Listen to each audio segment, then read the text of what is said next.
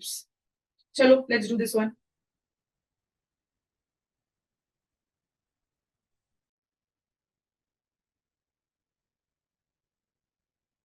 Again, inference mark नहीं करना है हमें. Inference नहीं, summary. Not the inference. Summary.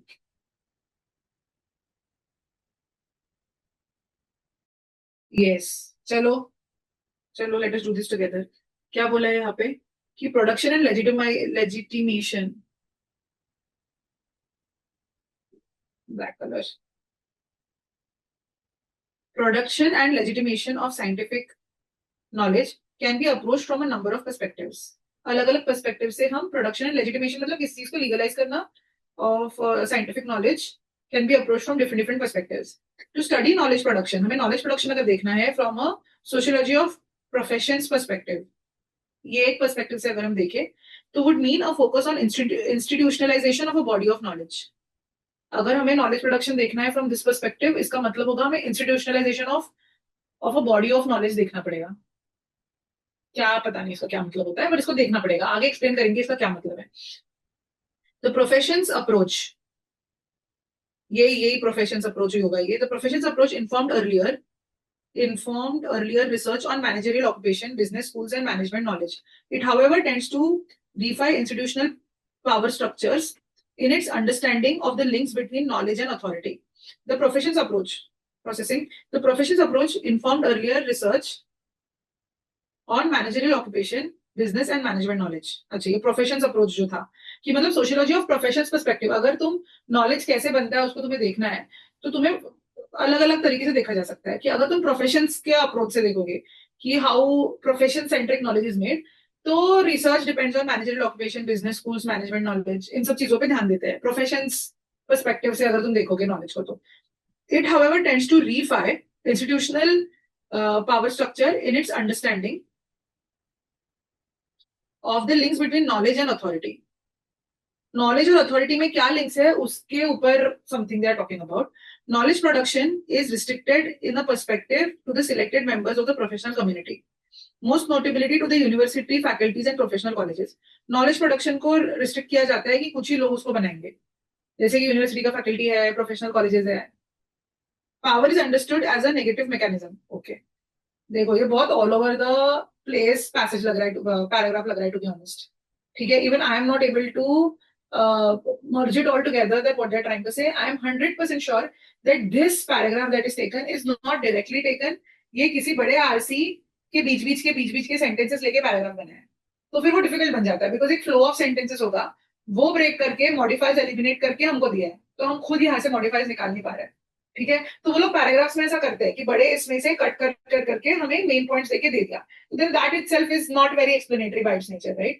But फिर हम ऐसे पैसेजेस को कैसे डील करें, how do we deal with it. So we understand कि we try to mark what we are trying to understand. जो हमें समझ रहा है, लेट अस सी की थॉट आइडिया कैसे प्रोड्यूस हो रहा है. तो हमको ये प्रोफेशंस पर्सपेक्टिव से तुम नॉलेज को देखोगे तो हमें इंस्टीट्यूशनलाइजेशन की तरफ ध्यान देना पड़ेगा, ऐसा उन्होंने बोला है. ठीक है, प्रोफेशंस अप्रोच मतलब तुम इन सब चीजों के बारे में नॉलेज गैदर करते हो. ठीक है, और रीफाई का मीनिंग मुझे भी नहीं पता. I am going to, but let us not search right now, let us search its meaning after we are done. ठीक है, let us search its meaning after we are done solving it. ठीक है, सो knowledge production मतलब बस whole point is रीफाई का मतलब यहाँ क्या लग रहा है, आइदर समथिंग कि जो सब्सटैंशिएट करता है या अपोज करता है, दोनों में से एक. It however tends to reify मतलब प्रूव इट राइट और prove it wrong, go opposite to it और सपोर्ट इट, दोनों में से एक होगा. वो आगे जस्टिफाई होगा क्या होगा. ठीक है, so it tends to reify institutional power, support और reject institutional power in its understanding of the links between knowledge and authority. Knowledge और अथॉरिटी ये दो चीजें हैं, नॉलेज और अथॉरिटी. ठीक है, तो नॉलेज और अथॉरिटी एक तो वो बोल रहे हैं कि they are same, that's why support बोल रहे हैं, या तो फिर they are very different, opposite है. दोनों में से एक चीज होगी, आगे देखते हैं. Knowledge production is restricted to the perspective of select members. Knowledge production कैसे होता है, नॉलेज है ना, दो पार्ट्स है, knowledge and authority. So knowledge production is limited to a few people like university faculty, professional colleges, few people. Power is understood negative, power is authority. दूसरी चीज is understood as negative mechanism which prevents the non-professional actors from offering their ideas and information as legitimate knowledge. तो वो obviously यहाँ पे negative sense में उसको बोला गया है, मतलब ये रीफाई का मतलब कुछ तो ऑपोजिट सेंस में ही होगा, कि यहाँ पे ये बोल रहे हैं कि knowledge and power are two different things, where knowledge is done by the selected community which are universal faculties, professional colleges, etc. Power prevents non-professional actors from offering their ideas and information as legitimate knowledge. ठीक है, I am genuinely, I am also processing it. ठीक है, so basis that, but then that is it ना, कि let us see how are we going to maneuver through it. ठीक है, हम कैसे इसको maneuver करते देखते हैं. तो option says मतलब एग्जाम में आ रहा तो मैं तो ये सॉल्व नहीं कर रही थी for sure. Professions approach focuses on creation of institutions of higher education and disciplines to promote knowledge production. Seems right, doesn't seem wrong. A study of knowledge production can be done through many perspectives. This is definitely wrong. Because this is inference. Inference from what? The first sentence that is given to you. कि अलग अलग perspective से इसको देखा जा सकता है. तो that was a context. Main point तो नहीं है वो कॉन्टेक्स्ट है. एक specific way of knowledge production properly describe किया गया है पैसेज में, तो वो तो बस कॉन्टेक्स्ट है ना. इट्स अ कॉन्टेक्स्ट की अलग अलग पर्सपेक्टिव से किया जा सकता है, उतना ही हमको समझा पहला सेंटेंस, बाकी का तो हमें समझा नहीं है. इसका मतलब ये नहीं कि हम बी मार्क करके आ जाए. ठीक है, इट इज अ कॉन्टेक्स्ट. उन्होंने बोला कि अलग अलग तरीके से देखा जा सकता है, एंड देन उन्हें एक स्पेसिफिक तरीके को डिस्क्राइब किया गया है. वो स्पेसिफिक तरीका वो प्रोफेशंस अप्रोच या प्रोफेशंस पर्सपेक्टिव के लाइंस पे कुछ है. ठीक है, तो that's why this is not a right answer at all. ठीक है, ये कॉन्टेक्स्ट सेटिंग सेंटेंस है. तो उसके बाद the professions approach, all important. The professions approach has been one of the most relied upon perspective in the study of management knowledge. ये कहीं पे भी बोला नहीं है. Has author ever said that it is most relied upon perspective? No. Author ने describe किया है बस कि प्रोफेशंस अप्रोच है क्या. वो डिस्क्रिप्शन हमें समझा नहीं, सॉरी नहीं समझ रहे. कुछ पावर और कुछ नॉलेज वर्सेस पावर का कुछ चल रहा है. रीफाई का मतलब पता नहीं, बट सपोर्ट या अपोज के लाइंस पे कुछ है. तो बट ये तो नहीं बोला कि it is most relied upon. This is definitely tone change, right. ये कोई वैसा है नहीं, तो ये भी क्रॉस है. D professions approach aims at institutionalization of knowledge but restricts knowledge production as a function of a select few. ना ये थोड़ा ऐसा लग रहा है कि this is something making sense. A और डी में से तो कुछ है भाई. ठीक है, अब ए और डी में कुछ मार्क करना है, तो आई पर्सनली फील कि डी मार्क करना चाहिए. I'll tell you why. I genuinely don't know its answer, huh? But I personally feel कि D mark करना चाहिए. The reason being कि if you look at this passage, so it started by telling us कि there are different perspectives. If you look from some professions approach perspective, ठीक है, यहाँ पे बोला ना प्रोफेशंस पर्सपेक्टिव से तुम देखो तो तुम्हें इंस्टीट्यूशनलाइजेशन करना पड़ेगा of body of language. Institutionalization of something मतलब क्या है, of a body. Institutionalization of a body मतलब you make a board of members और you make a body of people. Body बोलते हैं ना, जब भी कोई इन्वेस्टिगेशन करना है किसी चीज का, कोई पार्लियामेंट्री चेंज करना है, कुछ रिसर्च करना है, तो institute of body of people, right. तो वो बोल रहे हैं कि institutionalization of body of knowledge. Body मतलब you make an institution member group of members who are making knowledge. That is institutionalization of body of knowledge means, right. हमने ये सुने हैं वर्ड्स कि a body of members was established to analyse this and that. हमारा जब हमने सबसे पहले बॉडी ये वर्ड कब सुना होगा इंस्टीट्यूशनलाइजेशन के चक्कर में, जब ये बन रहा था अपना कॉन्स्टिट्यूशन, राइट. या तुम्हारे उसमें पता नहीं पुणे पैक्ट वगैरह था क्या सीबीएसई में, मैं तो स्टेट बोर्ड में पढ़ी हूँ, तो उसमें भी जैसे body of people, body of governors, एक बॉडी इंस्टीट्यूट की जाती है जिसके अंदर रिसर्च होता है. तो ये है कि प्रोफेशन पर्सपेक्टिव से हम देखें तो हमें institution of body of language देखना पड़ेगा. बट उसका मतलब क्या था हमें समझा नहीं. फिर आगे बोला कि प्रोफेशन अप्रोच हमें एक्सवाइजेड चीजों के बारे में बताता है, managerial occupation, business schools, management knowledge etcetera. However it tends to reify, मतलब ये हमको ये चीज बताता है, मैनेजमेंट के बारे में बताता है. हाउएवर वो इंस्टीट्यूशनल पावर स्ट्रक्चर्स को रिफाई करता है, मतलब शायद उसके ऑपोजिट जाता है, यही होगा. Now that I am reading it again, but मैं रिफाई का मीनिंग देख लेती हूँ एक बार. Let me just search what is pronunciation भी नहीं पता. टू मेक समथिंग एब्स्ट्रैक्ट और मोर रियल और treat an abstract concept as it is concrete. So reify मतलब मैंने वही बोला, दो मीनिंग्स हो सकते हैं. तो ऑपोजिट सब्सटेंशिएट, तो सब्सटेंशिएट है इसका meaning. It substantiate something, right. क्योंकि यूसेज ही ऐसा था कि इट टेंड्स टू रिफाई, मतलब it supports or it opposes. So it substantiates institutional power structures. In it understanding, वो क्या करता है, institutional power structure होता है ना, there's an authority and there are people below it. तो इस चीज को वो और substantiate करता है by linking knowledge and authority. ये बोलना चाह रहा है वो, क्योंकि knowledge production जो है it is restricted to a few members, कि some people only can make it, and authority prevents कि जो non influential people है वो knowledge को contribute ना कर पाए. Substantiate था, oppose नहीं था मीनिंग उसका.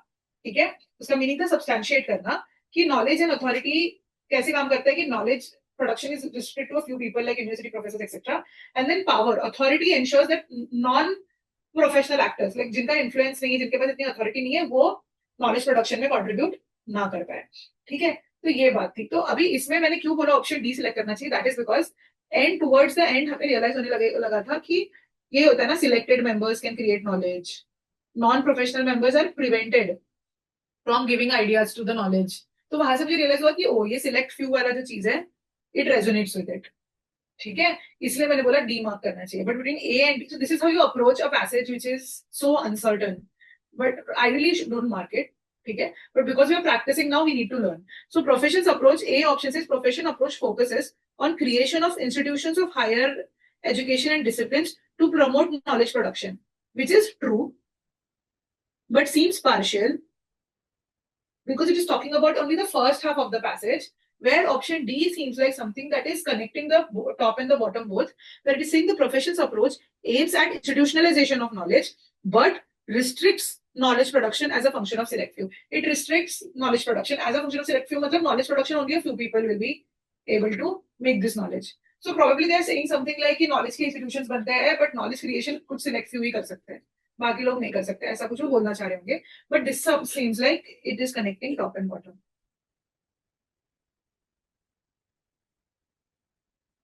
तो पूरी पूरी बात कही जा रही है कि जो जो ऑप्शन ए में फर्स्ट हाफ में कही गई बात है ना, ये जो बात है ये पूरी यहां तक कह दी है ना। सो this is the top part of the passage, and जो लास्ट सिलेक्ट फ्यू वाली बात है बॉटम पार्ट, वो भी यहाँ है जो यहाँ से मिसिंग थी, इसलिए मैंने इसको पार्शियल बोला। तो option D should be correct. Solution check कर रही हूँ मैं। Yes, option D is correct. ठीक है, so option D is correct here. Do you understand how we navigated through this passage here? How we guessed the meanings? Did you understand? Yes, no? Yes? Yes? Very good. ठीक है, so this is also part of exercise है ना। It's not possible for us to understand everything क्योंकि ये passage था, मेरे को भी नहीं समझा, I was honest with you, right? But then how do you decode information? How do you focus on what you understand, right? And accordingly you evaluate options. Fair? Okay? चलो, cool. अब ये करो।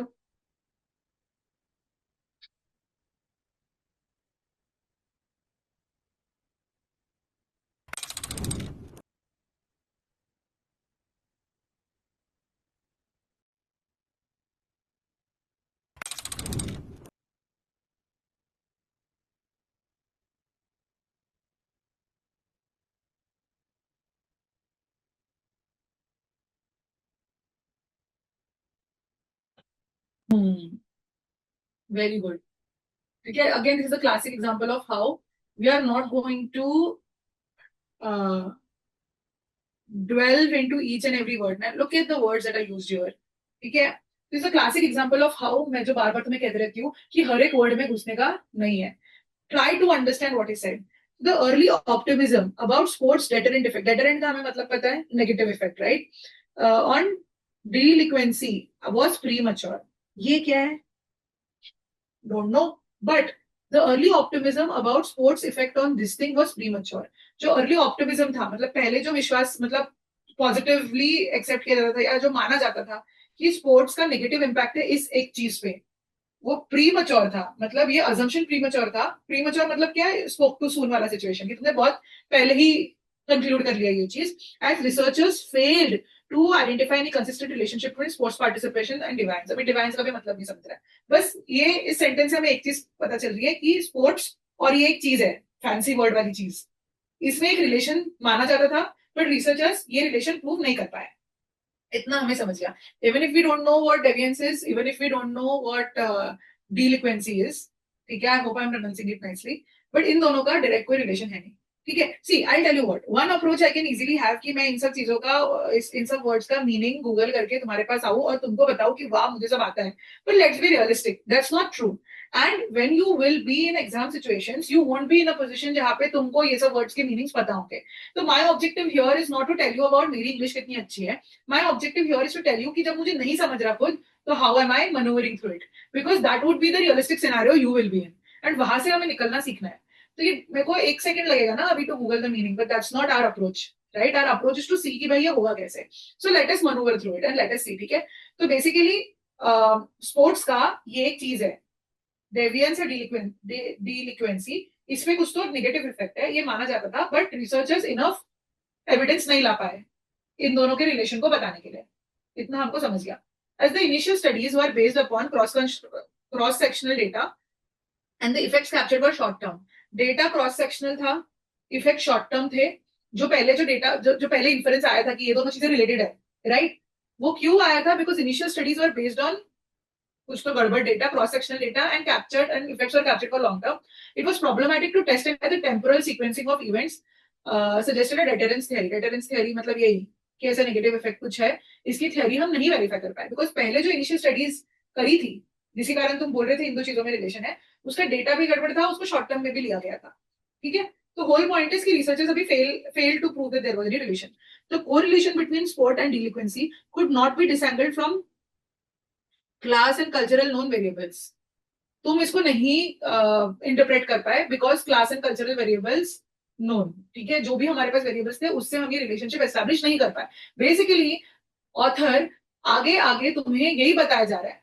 It's like a claim is given and author is justifying it till now. कि author is saying कि ये चीजों पे जो जो इन दोनों का रिलेशन था वो रिसर्चर्स प्रूव नहीं कर पाए बिकॉज डेटा ऐसा था, शॉर्ट टर्म लिया गया था, उसको इंटरप्रेट नहीं किया गया because of this and that variable. Whole point is कि there was a belief that these two things are related, but they are not. Research is not able to prove that anymore. यही बात है ना इधर तक, और तो कुछ नहीं है. ठीक है ब्रो, आगे क्या बोला है? आगे चलते हैं. Choosing individuals to play sports in the first place was problematic, which became more acute in the subsequent decades as researchers began to document just how closely sports participation was linked to social class indicators. अब again, author is giving another reason कि what were again the problems in establishing these relations. ठीक है, whole point being कि इन दो चीजों के बीच में डायरेक्ट रिलेशन एस्टैब्लिश नहीं हो पाया है. इवन दो इट वाज, मतलब author is debunking a myth वाला चीज है कि earlier these two things were told to be related, sports having effect on this one thing, but researchers haven't been able to prove it because the research data was flawed, short term it was taken, variables were unknown. Choosing individuals itself, मतलब जिस तरीके से data set लिया था वही problematic था. तो अलग अलग रीजंस बता रहा है कि इनिशियल स्टडी रॉन्ग क्यों थी. Right? So these two things are related or not related, we don't know. We haven't been able to properly justify it. यही बोला है at the end of it, right? So उसके basis पे let us start looking at it. There is a direct relationship between, ये कहीं बोला नहीं है, ये exaggeration है. Author never said there is a direct relationship. Author is saying कि ये whatever this relationship is or not, it hasn't been proved. Second, statistical and empirical weaknesses stand in the way of inferring any relationship between sports and, ये तो बोला है. Author basically बोल रहा है कि there are limitations. मतलब statistical and empirical weaknesses, बहुत सारे एग्जांपल्स दिए ऑथर ने कि डेटा गलत है, ये गलत है, वो देखेंगे कि देयर आर वीकनेसेस. अगर तुमको ये इन्फर करना है तो इन्फर नहीं कर पाओगे इन दो चीजों के बीच का रिलेशन बिकॉज द रिसर्च और इनिशियल स्टडी का जो ग्राउंड बेस है वही वीक है. तो ये तो बोला है. Sports participation is linked to class and cultural variables such as, ये भी ऑथर ने नहीं बोला. This is not the summary. The summary is we don't know if it is linked और नॉट. Also main words, keywords like deviance और delinquents, जो भी उनका मीनिंग होगा वो है भी नहीं इस पैसेज में कंसिडर, इस समरी में. तो that is also wrong. Contradicting the previous optimism, latter researchers have proved that there is no consistent relationship. ये भी नहीं बोला है. Researchers have failed to prove that there is a relationship. Doesn't mean that research is showing that there is no relationship. Failed to prove doesn't mean there is no relation. Do you understand? This is also wrong. So by default B correct हो गया. So even if we don't understand the words, ठीक है, even if we didn't understand what was being, मतलब किन दो चीजों के बीच में रिलेशन को रिलेशन ढूंढने की कोशिश हो रही थी, बट एटलीस्ट हमें जिस तो पता चल गया पैसेज का. So this is the beauty of not diverging into one single word and understanding the structure of the passage कि what is author trying to do, what is the purpose, what is the tone, what is the author trying to do in this passage. तो हमने जो block सीखे हैं ना हमारे 54321, वो काम में आया कि जहाँ पे ऑथर ने एक क्लेम दे दिया है एंड आगे वो जस्टिफाई करे जा रहा है कि what is, why did I say what I said, right? So option B is right here. Do we get this? Do we get this? Yes, no? Yes, straightforward, no? तो ये चीजें हमें ढूंढने की जरूरत है. ठीक है, very very important.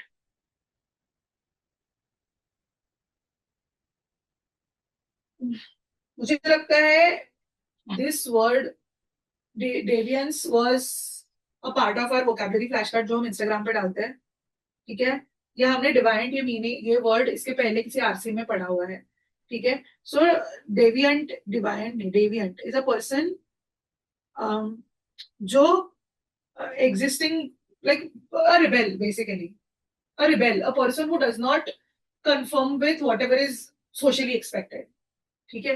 So basically a rebel will be a nice word to say. Deviant मतलब, so deviant itself as a word, if you decode it, so it's something, you know, that D root होता है, D something, right, D something, right. So basically तुम, when you do not accept whatever is going on or social expectations, social norms, उसको deviant कहा जाता है. ठीक है. So deviance must be something like that only. Deviance must be an act of being a deviant, act of being rebel, या non conformist बोलते हैं उसको, पता है. This is one word, non conformist, मतलब somebody who doesn't conforms to social norms, non conformist बोला जाता है उसको. So state of being a deviant, state of being a non conformist must be deviance. और दूसरा ये delinquency, इसका मैं मीनिंग सर्च करती हूँ.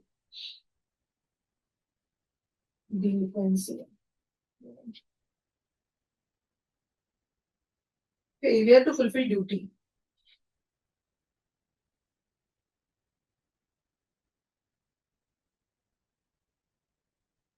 Oh, failure to fulfill duty, obligation of payment.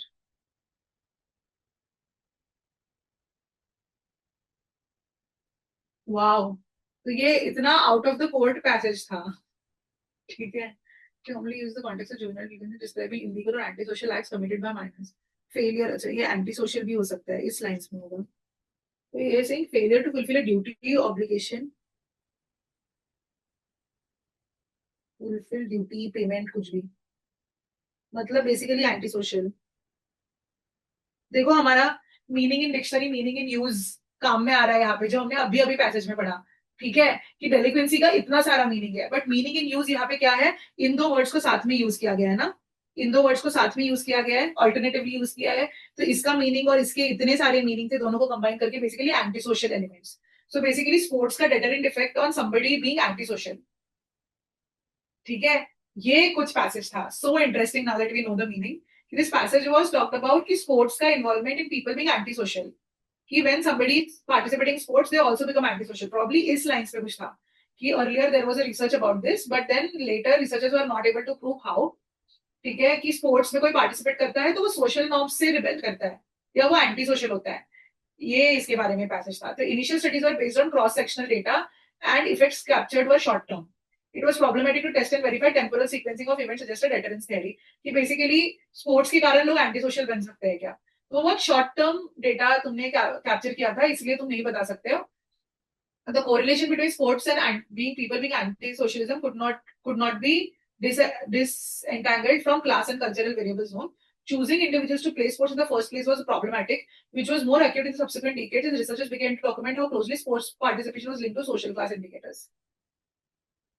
Whole point being sports and a person being anti-social का कुछ relation के बारे में वो है. और हमें पता चल गया कि there is no empirical data जिसमें मतलब researchers could not prove it. ठीक है. So let us move ahead. ठीक है. All right. Cool. Do this one. I hope you're learning how I'm extracting information and making sense of whatever is given.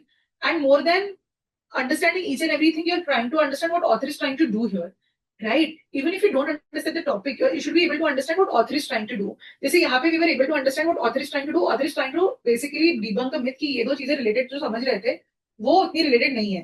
Things like that, right? वैसे ही हमने यहाँ पे भी establish किया कि हमें समझ नहीं रहा है. एक तो पता चल गया ये informative passage है because author is trying to tell us about some perspective of knowledge creation, जिसमें knowledge और power का कुछ तो उन्होंने relation दिया हुआ है. So we looked at an option which is covering both the angles and not just one. तो इस तरीके से हमें प्रैक्टिस करना सीखना है कि how do I extract information even if I don't understand everything. ठीक है, चलो. Cool. Do this. Very good.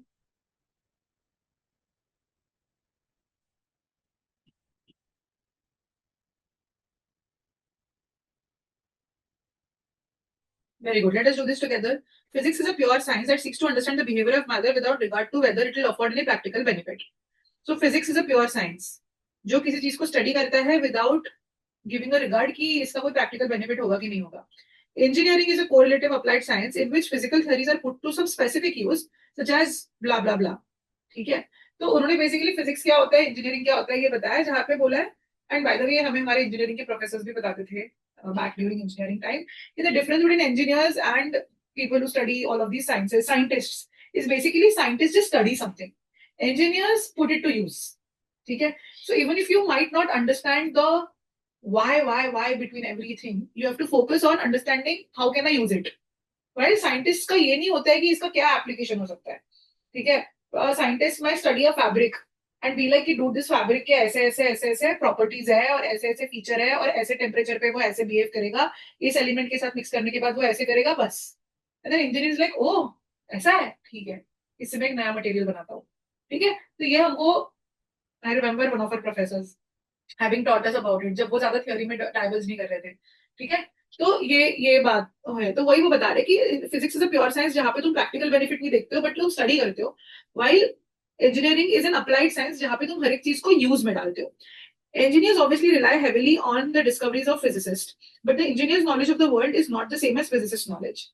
Engineer की जो थ्योरीज है, engineers obviously rely a lot on physicist के discoveries, but the engineer's knowledge of the world is not the same as physicist knowledge. In fact, an engineer's know-how will often depend on physical theories that, from the point of view of pure physics, are false. अच्छा, ये again comma के बीच में हटाती हूँ. In fact, engineer's know-how will depend on physical theories that are false.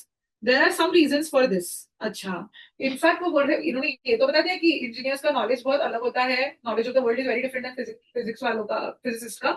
But in fact an engineer's know how is often dependent on physical theories that are false. Okay, this is interesting. और बोल रहे इसके पीछे कुछ रीजंस है. क्या reasons है? First, theories that are false in the purest and strictest sense are sometimes very good approximations to the true ones and often have the added virtue of being much easier to work with. जो theories theoretically false हो जाती है, वो true theory के जो true है उसकी काफी क्लोज अप्रोक्सीमेशन होती है, तो वो अप्रोक्सीमेशंस के साथ engineer can work. Secondly, sometimes the true theories apply under highly idealized conditions which cannot be created in controlled situations. ठीक है, पहला क्या है कि जो थ्योरीज फॉल्स होती है थ्योरेटिकली, वो ट्रू थ्योरीज की बहुत अप्रोक्सीमेशन होती है और वो अप्रोक्सीमेशन के साथ इंजीनियर काम कर सकता है. दूसरी चीज, कोई भी थ्योरी बहुत आइडियल कंडीशंस के अंदर ट्रू होती है और वो आइडियल कंडीशंस तो एग्जिस्ट नहीं करते हैं रियल वर्ल्ड में जहाँ पे इंजीनियर काम कर रहा है, राइट? तो इसलिए भी उसके काम के होते हैं. ठीक है, द इंजीनियर फाइंड, थर्ड भी दिया है, the engineer finds that in the real world theories rejected by physicists yield more accurate predictions than the ones that they accept.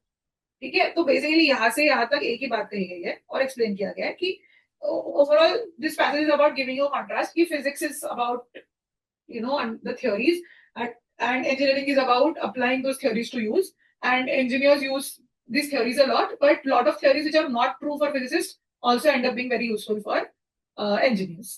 ठीक है, तो ये बताया गया इन टू इनफॉर्म वाला पैसेज है, नथिंग मोर देन दैट. फिर यहाँ पे क्या बोला, though engineering draws heavily from pure science, it contributes to knowledge by incorporating the constraints and conditions to the real world. ठीक है, पार्क इट. सेकेंडली, है ना, करेक्ट ही है, सारा दिया गया है कि दो इंजीनियर्स ड्रॉ प्योर साइंस है ना, फिजिक्स से ही सारा ड्रॉ होता है, बट उसके बाद भी contributes to knowledge by incorporating the constraints and conditions in the real world. यही बोला गया है. Good, we will pass this. Second, engineering and physics fundamentally differ on matters like, क्या है बेतु की बात, engineers and physics fundamentally differs on, जो लोगों का वीआर से अच्छा नहीं है वो ये मार्क करके आएंगे बिकॉज ये पूरे पैसेज में वही है, बिल्डिंग अ ब्रिज न्यूक्लियर रिएक्टर, ये वर्ड समझने में आता है बट हमें पता है कि it is an example, it will never be a part of a summary. ठीक है, और फंडामेंटली डिफरेंट भी नहीं बोला है, और मतलब क्या ही डिस्कस करेगी ऑप्शन को. Third, the relationship between pure and applied science is strictly linear with pure science directing applied science and never the other way around. The relationship between these two are strictly linear, जहाँ पे pure science applied science को direct करता है और उल्टा कभी होता नहीं है.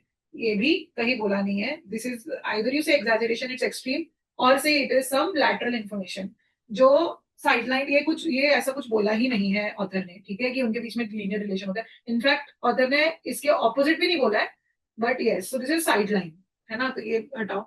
The unique task of engineer is to identify, understand, interpret the design constraints produced to produce a successful result. ये भी नहीं बोला गया, तो then clearly option A is right. Most of you had marked option A, which is good. ठीक है, तो direct था. Very nice. Let us do one more. Let us take this as the last one for the class. है energy और करने के लिए कि we want to do this as the last one?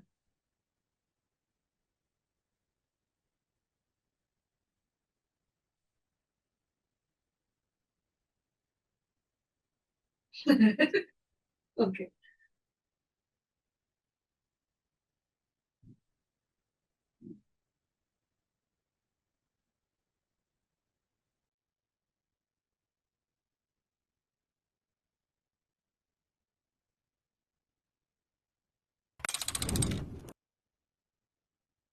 Very close, very easy passage to understand but very close options, है ना? कितना easy passage है, तो हमें तो तुरंत समझ गया कि इसका क्या मतलब है।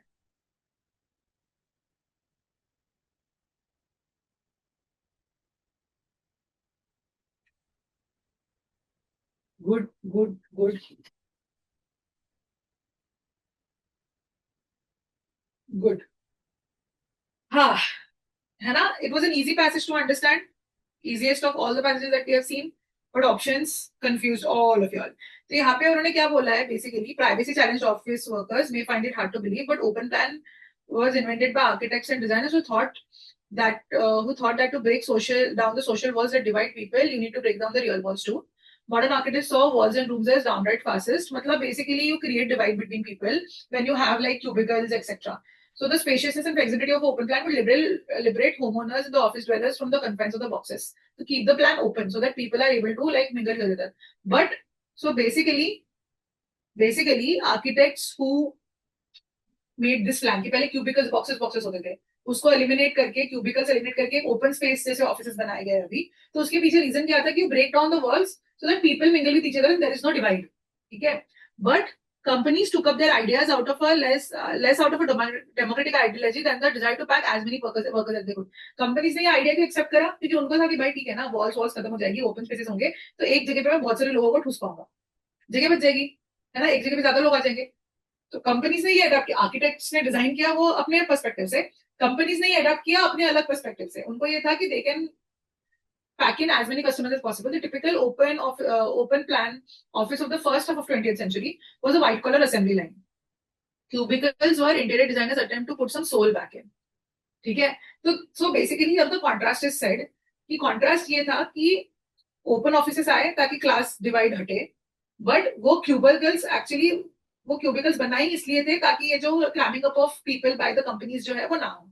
So it's like a cyclic thing, right? कि earlier there used to be assembly lines जहाँ पे there were no cubicles and people used to work all like dense. So then architects designed these cubicles so that people have their own space and everybody is equally respected and वो कचरा जैसे ना भरा जाए एक जगह पे। But then new modern architects came and they were like कि no, इसके कारण डिवाइड क्रिएट हो रहा है लोगों के बीच में, तो let us eliminate it so that the space is more open, right? तो ये बात वो कह रहे हैं। अब wall free office spaces could have worked out the way there. What is utopian, what is utopia? जो लोग आइडियल वर्ल्ड में बिलीव करते हैं ना, ideal world, idealistic people are utopian people who believe in ideal world. ठीक है, तो wall free office spaces could have worked out the way there utopian inventors intended had the companies cared for workers satisfaction, alternate information. There is no satisfaction talked about. Wolfie offices did not quite work out as desired and therefore cubicles came into being. ये भी नहीं बोला है कि उसके कारण cubicles आए. They're basically saying कि what is the idea between open offices. This is also wall-free office spaces did not quite work out the way their utopian inventors intended, where as they became tools of exploitation of labor. Yes, because दिया हुआ है. Wall-free office spaces did not quite work as companies don't believe in democratic. ये कहाँ बोला है कि companies don't believe in democratic ideology? उन्होंने बोला है कि companies took this less out of democratic ideology and more out of this. ये रीजन कम था, ये रीजन ज्यादा था, इसका मतलब इस रीजन में वो बिलीव नहीं करते, ये भी नहीं दिया गया है, तो option C is correct, pure method of option elimination. ठीक है, तो इसका एक्चुअल करेक्ट ऑप्शन सी था। काफी लोगों ने डी मार्क किया, I know by that, but यहाँ ये कहा दिया बेटा कि कंपनीज डोंट बिलीव इन। तुमको ऐसा लग रहा है एक्सप्लॉयटेशन ऑफ लेबर कहा दिया है, बट दिया है ना, to pack in as many people as they could. White collar assembly line थी वो पहले, right? So wall-free office spaces did not work. Utopian inventors against the people who believe in ideal world. ठीक है, so whole point is between C and D when you evaluate, companies don't believe in democratic ideology is actually opposite to what it is basically defying what the passage is trying to say. Passage never said it. So you're quoting the author wrong. And that's why it is definitely wrong and C is more right. Okay. So I hope you understood today's class. There are a lot of learnings that we had. And the reason why I did not take basic parasummaries first is because of हो गया ना. हमने इतने सारे RCs करे हैं, हमने इतने सारे tools सीखे हैं. Or if you're somebody who is regularly practicing, you will understand what I'm saying. If you're somebody who is not practicing RCs और सिर्फ हर क्लास में हर वीक एक क्लास में आके बैठ के उतना ही प्रैक्टिस कर रहे हो तो फिर कैसे होगा? फिर तो नहीं होगा. Right? It is a lot about practicing yourself also, doing homework also, practicing so many RCs also. करते रहो तो ये सारी चीजों में तुम और refine होते जाओगे. Honestly, I'm equipping you with all the tools and mindset required to deal with VRC. Now it's all about applying it in different scenarios and gaining those interpretations every now and then. Okay? So this is it for today's class. There are more questions put here. You can practice these, and alongside I'll also put up targets. ठीक है? अब मैं पूछती हूँ group पे कि हर सबका target का क्या सीन चल रहा है बिकॉज ऑनेस्टली उतना तो हो जाना चाहिए था जितना मैंने दिया है it was very less compared to what can be done because you're just starting off. All right then, if you have any doubt you can stay back or you can drop off. I am stopping the recording now.